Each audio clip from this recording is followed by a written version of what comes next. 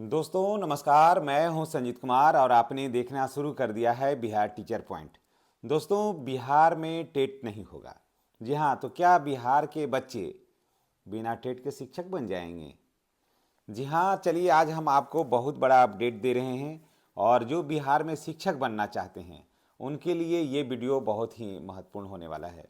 तो चलिए इससे पहले बात की शुरुआत करते हैं। आपसे रिक्वेस्ट है कि चैनल को सब्सक्राइब करिए, बेल आइकन को दबाइए ताकि वीडियो का जो नोटिफिकेशन है वो आपको मिलता रहे।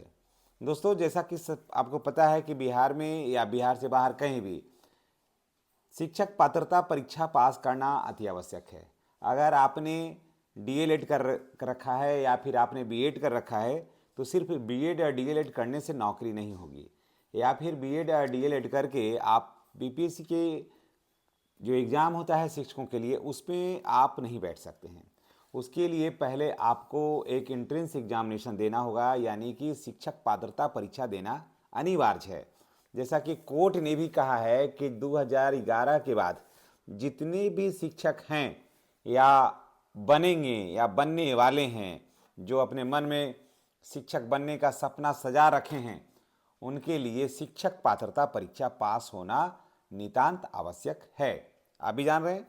तो क्या बिहार में बिहार सरकार ने घोषणा किया है कि मैं अपने यहाँ शिक्षक पात्रता परीक्षा नहीं लूँगा और मैं अपने यहाँ शिक्षकों की बहाली करूँगा बिना टेट का।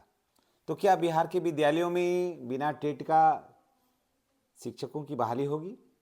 अगर हाँ तो क्यों, कैसे, और नहीं तो क्यों नहीं? दोस्तों चलिए देखिए, अब क्या है कि एक राज्य सरकारें कराती है अपने स्तर से, टीचर एलिजिबिलिटी टेस्ट करवाती हैं। दूसरा केंद्र सरकार की तरफ से सीटेट होता है ना। तो सीटेट होता है, सीटेट और टेट के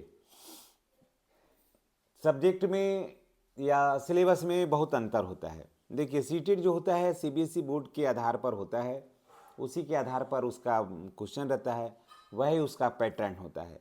जहाँ तक टेट का सवाल है तो ये जहाँ की लोकल गवर्नमेंट होती है, लोकल बोर्ड होता है, उसके हिसाब से सिलेबस होता है। तो दोनों सिलेबस में अंतर है और अच्छा खासा अंतर है।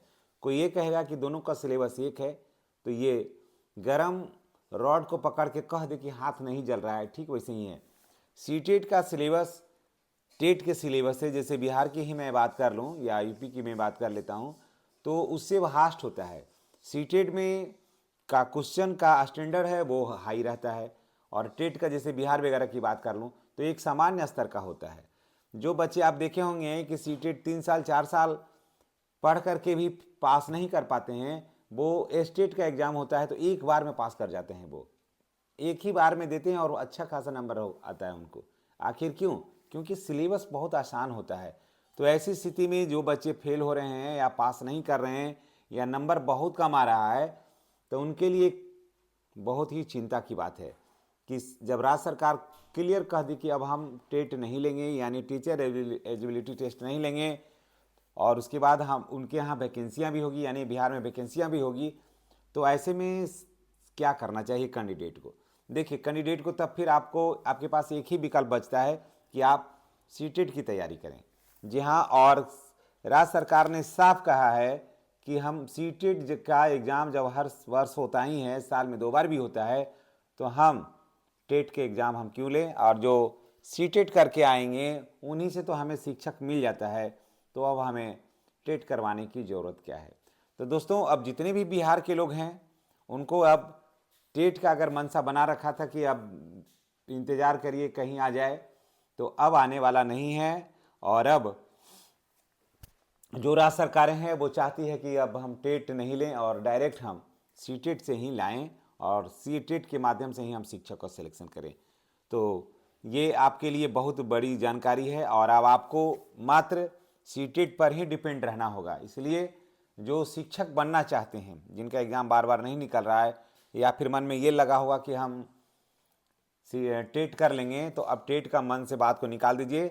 सीटेट ही टीचर बनने का एकमात्र विकल्प है। इसलिए अब आप सभी लोग सीटेट पर ही फोकस करिए। बाकी अगर आप कुछ अन्य अनाप शनाप और भी आप मन में अगर बातें हैं तो उसको आप बिल्कुल निकालिए। और बिहार में टीचर बनने के लिए सीटेट के सिवा कोई विकल्प नहीं बचता है, खास करके 1 to 5 के लिए तो बिल्कुल नहीं, 6 to 8 तक क्या। चलिए इसी के साथ हम आपके से विदा लेते हैं। नेक्स्ट वीडियो में हमारी और आपकी फिर मुलाकात होगी। चैनल पर नए हैं तो चैनल को सब्सक्राइब करिए, बेल आइकन को दबाइएगा। धन्यवाद।